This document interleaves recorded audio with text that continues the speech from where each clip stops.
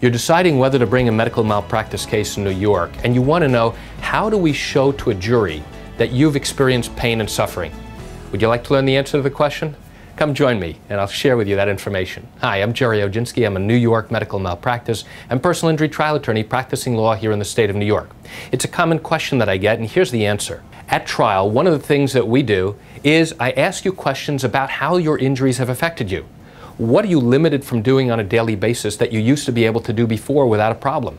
How have the injuries affected you and your family? Do you experience any pain on a daily basis? Do you take any pain medication for the problems you're experiencing?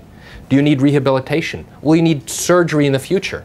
One of the key ways to show what happened to you and how it's affected you in your life is from your own words, your own testimony. In addition, if you have a spouse, we will often get the spouse to come in and talk about what they've observed, what they saw, and now explain what they have had to do as a result of your injuries and things that prevented you from doing on a daily basis. In addition, we bring in your treating medical doctors. Why do we do that? Because it's important for them to show to the jury exactly what they observed. Once your treating doctor is on the witness stand, now I take the doctor through a whole series of questions. Doctor, you had the opportunity to examine Mr. Jones on a regular basis, true?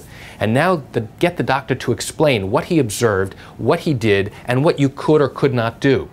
And most importantly, it's really critical to ask the treating doctor what he expects to see in the future. Will you need ongoing rehabilitation? Will you need surgery in the future? Will you need additional medical care? What types of treatment will you need? What medication will you likely need? And how will that affect you in your daily lifestyle? So now we have medical support and evidence to back up the claim that you have suffered significant injury as a result of somebody else's wrongdoing. And that's one of the key ways that we use to show your pain and your suffering on a regular basis. So why do I share this information with you?